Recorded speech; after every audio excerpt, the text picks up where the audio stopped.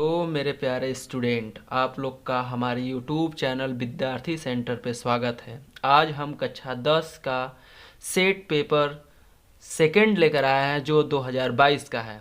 चलिए इसको हम लोग देखते हैं। पहला, सभी खंड कीजिए। प्रत्येक खंड में उत्तर के लिए 4 विकल्प दिए गए हैं जिनमें से केवल एक ही सही है। सही विकल्प छांटकर उसे अपनी उत्तर पुस्तिका में लिखिए। क संख्या 156 का अभाज्य गुणनखंड होगा। विकल्प पहला 2 गुणते 3 गुणते 13। दूसरा विकल्प 2 का स्क्वायर गुणते 3 गुणते 13। तीसरा विकल्प 2 का स्क्वायर गुणते 3 गुणते 11। चौथा विकल्प 2 गुणते 3 का स्क्वायर गुणते 13। चलिए इसका हम लोग हल देख लेते हैं। क संख्या दिया है 156 का अभाज्य गुणनखंड। चलिए करते हैं इसका अभाज्य गुणनखंड। 156 का 2 से काटा 78 बार में, 2 से काटेंगे 39 बार में, 3 से काटेंगे 13 बार में, 13 से काटेंगे 1 बार में। अतः 156 का अभाज्य गुणनखंड 2 गुणते 2 गुणते 3 गुणते 13 या 2 का स्क्वायर गुणते 3 गुणते 13। चलिए विकल्प में देख लेते हैं। हमारा विकल्प दूसरा सही है। प्रश्न ख की तरफ चलते हैं। सेक थीटा बराबर 2 तो थीटा का मान होगा। पहला विकल्प 30 डिग्री, दूसरा विकल्प 45 डिग्री, तीसरा विकल्प 60 डिग्री, चौथा विकल्प 90 डिग्री। चलिए इसका हम लोग हल देख लेते हैं। ख दिया है सेक थीटा बराबर 2, तब थीटा का मान कितना होगा। हम थीटा का मान जिसके रिस्पेक्ट में दिया है उसी के रिस्पेक्ट में खोजेंगे। सेक थीटा बराबर 2 दिया है तो सेक के रिस्पेक्ट में ही देखेंगे कि 2 किस एंगल का मान होता है। तब हमें पता चलता है सेक थीटा बराबर सेक 60 डिग्री, तब थीटा बराबर 60 अंश। चलिए विकल्पों को देख लेते हैं। हमारा इसमें जो विकल्प तीसरा सही है। चलिए प्रश्न ग पे चलते हैं। यदि द्विघात समीकरण 3x² माइनस 12x प्लस में m बराबर 0 के मूल बराबर है तो m का मान होगा। चलिए प्रश्न ग पे चलते हैं। इसमें दिया है द्विघात समीकरण इतना के मूल बराबर है, अर्थात b² माइनस 4ac बराबर 0। अब दिए गए समीकरण 3x² minus 12x plus m बराबर 0 को द्विघात समीकरण ax² plus bx plus c बराबर 0 से तुलना करने पर तब a बराबर 3, b बराबर -12, c बराबर m। इसको समीकरण नंबर 1 मान लीजिए। समीकरण 1 में a कामा b कामा तथा c का मान रखने पर रखिए b² माइनस 4ac बराबर 0, तो b का मान -12 का स्क्वायर माइनस 4 गुणते 3 गुणते m बराबर 0। 12 का स्क्वायर हम जानते हैं 144 होता है, माइनस 4 ते 12m बराबर 0। आगे हल करते हैं। 144 बराबर 12m, पक्षांतर कर दिया इधर, तो m बराबर 144/12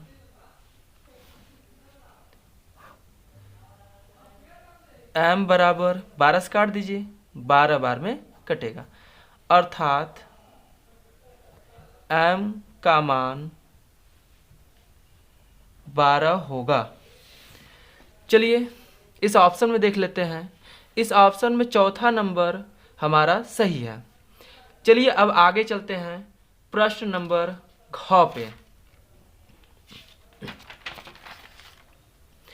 दिया है एक समबाहु त्रिभुज ABC की भुजा 2A है, उसके प्रत्येक शीर्ष लंब की लंबाई होगी। विकल्प 1 A करड़ी में 2, विकल्प 2 2A करड़ी में 3, विकल्प नंबर 3 A करड़ी में 3, विकल्प 4 3A। इसका हम लोग हल देख लेते हैं। घ दिया है समबाहु त्रिभुज ABC की भुजा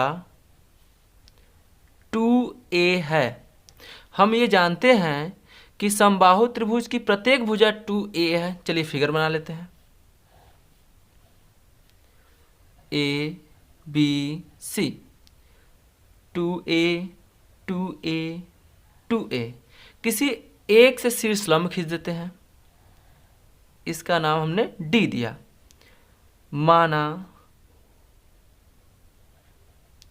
शीर्ष लंब की लंबाई AD बराबर H हमने मान लिया।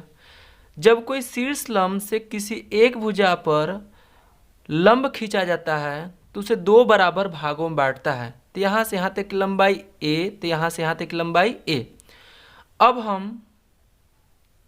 अब हम त्रिभुज ADC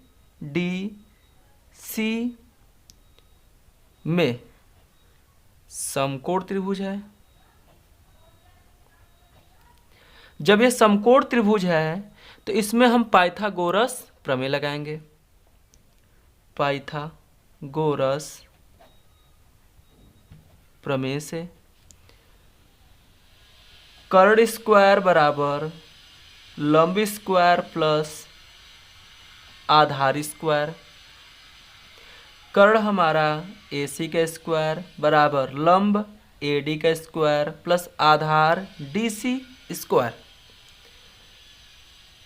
तो AC का मान 2A का स्क्वायर बराबर H का स्क्वायर प्लस आधार A का स्क्वायर। इम्प्लाई दैट का चिन्ह नहीं भूलना है।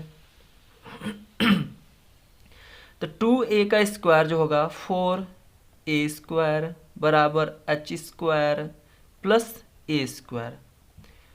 A को पक्षांतर कर दीजिए 4A के पास, 4A square minus A square बराबर H स्क्वायर। 3A स्क्वायर बराबर H स्क्वायर। तो H बराबर करड़ी में 3A स्क्वायर। तो H बराबर करड़ी में 3 इंटू A। अतः प्रत्येक शीर्ष लंब की लंबाई A करड़ी में 3 होगा।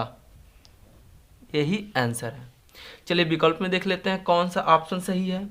तो हमारा तीसरा ऑप्शन सही है। चलिए हम लोग अब आगे चलते हैं प्रश्न नंबर ड की तरफ। ड क्या है? 1 से 10 तक की धनात्मक संख्याओं का समांतर माध्य होगा। पहला विकल्प 2, दूसरा विकल्प 4, तीसरा विकल्प 6, चौथा विकल्प 5। चलिए इसका हम लोग हल देख लेते हैं। इसमें दिया है 1 से 10 तक धनात्मक तत्सम संख्या है। 1 से 10 तक धनात्मक सम संख्याएं 2, 4, 6, 8, 10। ये 1 से लेके 10 तक की सम संख्या है जो धनात्मक है। तो इनका समांतर माध्य पूछा है। तो समांतर माध्य का सूत्र हम जानते हैं, समांतर माध्य x पे बार बराबर सभी पदों का योगफल बटे पदों की संख्या। तो सभी पदों को जोड़िए, 2 + 4 + 6 + 8 + 10, पदों की संख्या 1 2 3 4 5 5। ऊपर जोड़िए, 2 4 6 6 6 12 12 8 20 20 10 30 30 बटे 5 5 से काट दीजिए 6। अतः 1 से 10 तक की धनात्मक सम संख्याओं का समांतर माध्य 6 होगा। चलिए इसमें ऑप्शन को देख लेते हैं। ऑप्शन नंबर तीसरा हमारा सही है। चलिए प्रश्न नंबर अब 4 की तरफ चलते हैं। बिंदु P कोष्टक में 2, -3 और Q कोष्टक में 10, y के बीच की दूरी 10 मात्रक है। y का मान होगा, पहला ऑप्शन -3, 9, दूसरा ऑप्शन -9, 3, तीसरा ऑप्शन 9, 3, चौथा ऑप्शन -9, 2। चलिए इसका हम लोग हल देख लेते हैं। बिंदु P 2, -3 तथा Q 10, y अर्थात x1 = 2, y1 = -3, x2 = 10, y2 = y। हम जानते हैं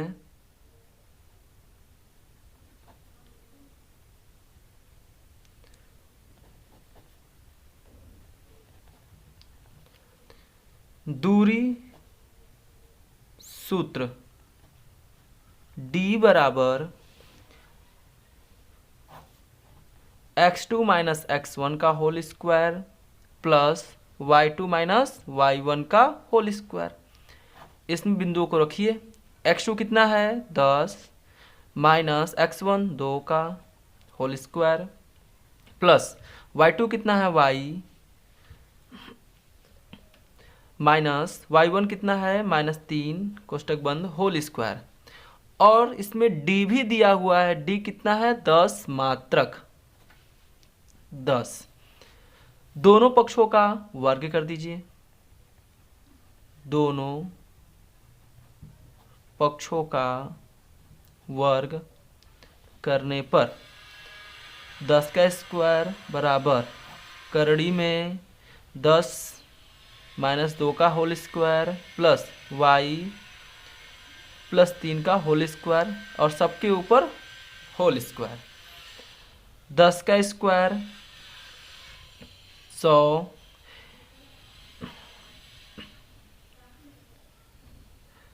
अंदर इसको हल करिए, 8 का स्क्वायर प्लस y प्लस 3 का होल स्क्वायर। ये जब करड़ी को हम पावर ले जाए तो 1/2 होगा इंटू 2, 2 से 2 कट जाएगा।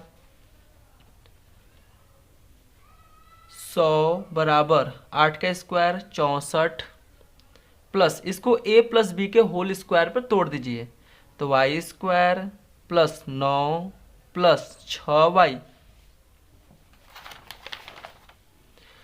इसको आगे हल करिए, इसको पक्षांतर कर लीजिए, सब एक ही तरफ कर लीजिए। y स्क्वायर प्लस में 6y प्लस में 9 प्लस 64 माइनस 100 बराबर 0। y square plus 6y plus इन दोनों को जोड़ दीजिए, 73 माइनस 100 बराबर 0। वाई स्क्वायर प्लस 6y, इन दोनों को घटाइए तो माइनस 27 बराबर 0। अब ये द्विघात समीकरण हो गया। द्विघात समीकरण को गुणनखंड विधि से हल कीजिए। Square plus 9y minus 3y minus 27 बराबर 0। y कॉमन करिए, y इन दोनों में से y प्लस 9, इन दोनों में से 3 कॉमन करिए, माइनस 3y प्लस 9 बराबर 0। y प्लस 9 एक कोष्टक में, y माइनस 3 दूसरे एक कोष्टक में। अब एक बार इसके साथ 0 लीजिए और एक बार इसके साथ 0 लीजिए, तो y बराबर माइनस 9, y बराबर 3, अर्थात y बराबर माइनस 9 कामा 3 होगा। यही हमारा आंसर है। चलिए ऑप्शन में देख लेते हैं। हमारा ऑप्शन नंबर दूसरा सही है। अब चलिए खंड नंबर 2 पे चलते हैं। 2 सभी खंड कीजिए। क यदि द्विघात समीकरण 3x square plus 12x plus 2m बराबर 0 के मूल बराबर है तो m का मान ज्ञात कीजिए। चलिए इसका हम लोग हल देख लेते हैं। दूसरा सभी खंड कीजिए क इसमें दिया है कि द्विघात समीकरण के मूल बराबर हैं, अर्थात b स्क्वायर माइनस 4ac बराबर 0 दिया है। द्विघात समीकरण 3x square minus 12x plus 2m बराबर 0 को द्विघात समीकरण ax square plus bx plus c बराबर 0 से तुलना करने पर तब a बराबर 3, b बराबर माइनस 12, c बराबर 2m। इसको समीकरण नंबर 1 बना लीजिए। समीकरण 1 से b स्क्वायर माइनस 4ac बराबर 0, इसमें b a c का मान रखिए तो माइनस 12 का होल स्क्वायर माइनस 4 गुणते 3 गुणते 2m बराबर 0। 12 का स्क्वायर इम्प्लाई दैट का चिन्ह नहीं भूलना है। तो माइनस 12 का होल स्क्वायर 144 माइनस 4 3 12 12 24 m बराबर 0। तो 144 बराबर 24 m पक्षांतर कर दीजिए तो m बराबर 144 बटे 24। इसको 2 से काटिए। 2 से क्या काटना, 12 से ही काट दीजिए डायरेक्ट। तो 12 से काटेंगे तो 12 बार में और ये 2 बार में, 2 से काट दीजिए 6 बार में। तो m का मान 6, अर्थात द्विघात समीकरण के m का मान 6 होगा। यही हमारा आंसर है। प्रश्न नंबर ख पे चलते हैं। Cos square 67 degree minus sine square 23 degree का मान ज्ञात कीजिए। चलिए इसका हम लोग हल देख लेते हैं। ख cos square 67 degree minus sine square 23 degree. चूँकि हम जानते हैं साइन 90 माइनस थीटा बराबर कॉस थीटा होता है, इस फॉर्मूले का हम यूज करेंगे। Cos square 67 degree minus sine square 90 minus 23। तो cos square 67 degree minus cos square 67 degree, अब ये दोनों मान सेम हो गए तो इसका आंसर 0 हो जाएगा। चलिए प्रश्न नंबर ग की तरफ चलते हैं। ग, एक त्रिभुज के आधार की लंबाई 14 सेमी तथा ऊंचाई 7 सेमी है, त्रिभुज का क्षेत्रफल ज्ञात कीजिए। ये बहुत ही सिंपल है। चलिए इसका हम लोग हल देख लेते हैं। ग दिया है एक त्रिभुज की आधार की लंबाई 14 सेमी, ऊंचाई 7 सेमी, तब त्रिभुज का क्षेत्रफल बराबर 1/2 गुणते आधार गुणते ऊंचाई। तो 1/2 गुणते आधार 14 गुणते ऊंचाई 7, 2 से काट दीजिए, 7 बार में 7 सते 49 सेंटीमीटर स्क्वायर, यही त्रिभुज का क्षेत्रफल होगा। चलिए आगे प्रश्न पे चलते हैं। घ, प्रथम 10 अभाज्य संख्याओं का माध्यिका ज्ञात कीजिए। चलिए इसका भी हल कर लेते हैं हम लोग। घ, प्रथम 10 अभाज्य संख्याएं कौन कौन होती हैं देख लेते हैं। 2, 3, 5, 7, 11, 13, 17, 19, 23, 29। गिनिए 10 हो गए। 1, 2, 3, 4, 5, 6, 7, 8, 9, 10। 10 हो गए। तो हमसे पूछा क्या है, प्रथम 10 अभाज्य संख्याओं की माध्यिका।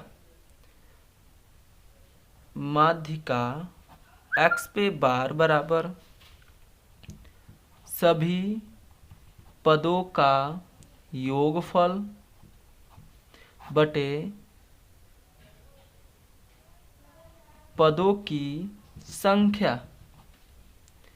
2 + 3 + 5 + 7 + 11 + 13 + 17 + 19 + 23 + 29, पदों की संख्या 10।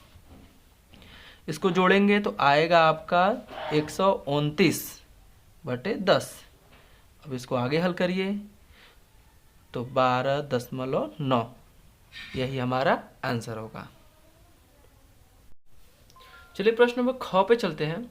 p के किस मानों के लिए समीकरणों की जोड़ी 4x + py + 8 = 0, 2x + 2y + 2 = 0 का एक अद्वितीय हल है। चलिए इसका हम लोग हल देख लेते हैं। ख, समीकरण 4x + py + 8 = 0 प्रथम समीकरण मान लीजिए।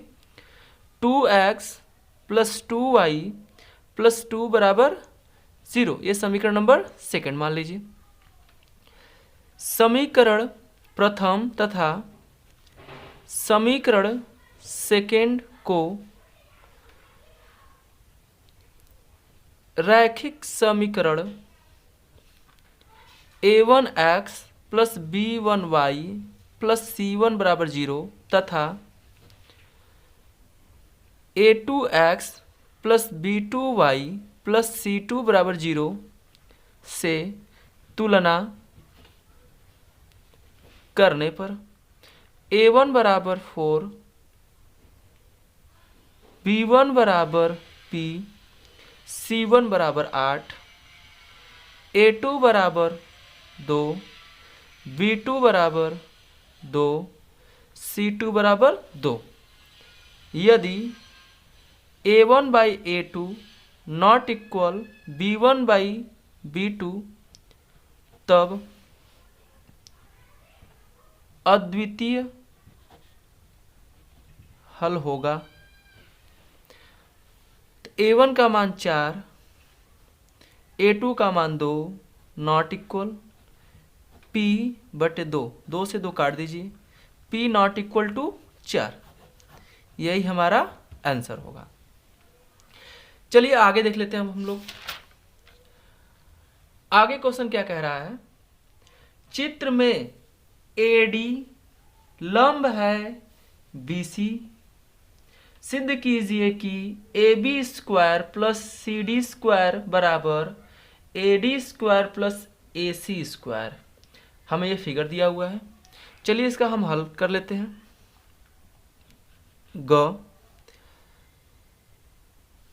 चित्र बना लेते हैं पहले हम लोग।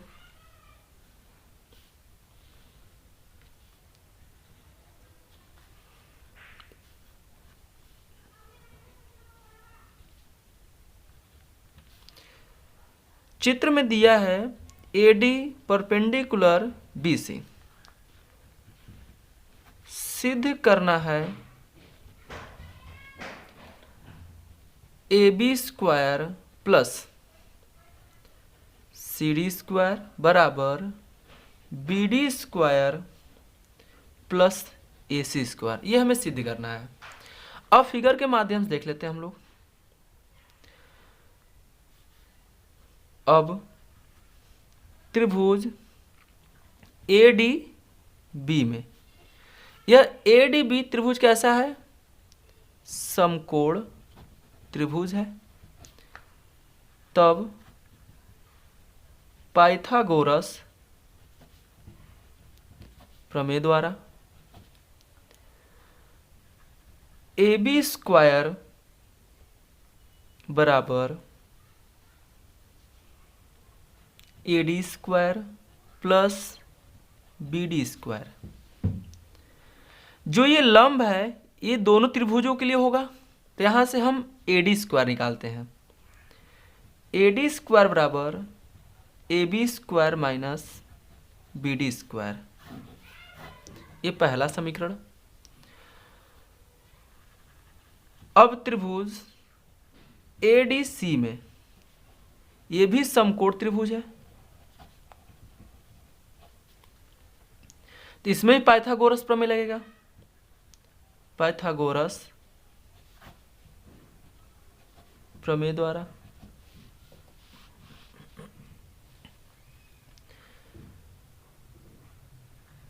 AC स्क्वायर बराबर AD square plus CD square.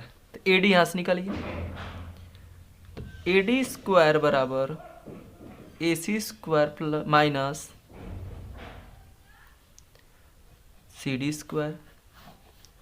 ये समीकरण सेकेंड। समीकरण फर्स्ट में समीकरण सेकेंड AD स्क्वायर का मान रखने पर उसमें रख दीजिए AB square minus BD square बराबर AC square minus CD square. अब CD को बराबर को उस पर पक्षांतर कर दीजिए और BD को बराबर के इस पर पक्षांतर कर दीजिए। AB square plus CD square बराबर AC square plus BD square. यही हमारा आंसर है। इति सिद्धम।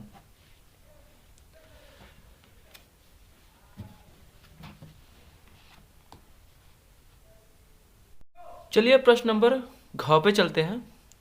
एक घन का आयतन 1331 सेंटीमीटर स्क्वायर है। इसका संपूर्ण पृष्ठीय क्षेत्रफल ज्ञात कीजिए। चलिए इसका हल देख लेते हैं हम लोग। एक घन का आयतन बराबर 1331 सेंटीमीटर क्यूब, और हमसे पूछ रहा है घन का संपूर्ण पृष्ठ क्षेत्रफल बराबर क्वेश्चन मार्क। तो हम जानते हैं घन का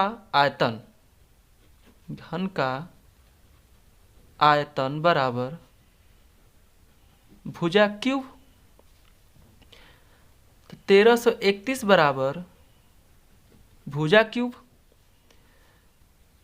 तो भुजा बराबर क्यूब रूट 1331। तो भुजा को हम ए मान लेते हैं। 11 गुणते 11 गुणते 11, तो ए बराबर 11 सेंटीमीटर।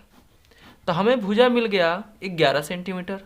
अब निकालते हैं घन का संपूर्ण पृष्ठीय क्षेत्रफल। घन का संपूर्ण पृष्ठ क्षेत्रफल बराबर 6 गुणते भुजा, 6 गुणते भुजा स्क्वायर होता है, भुजा का स्क्वायर 6 गुणते 11 गुणते 11, तो 6 गुणते 121 बराबर गुणा करिए 6 एकम 6, 6 दूना 12, 6 एकम 6 1 7 सेंटीमीटर स्क्वायर। यही हमारा आंसर होगा।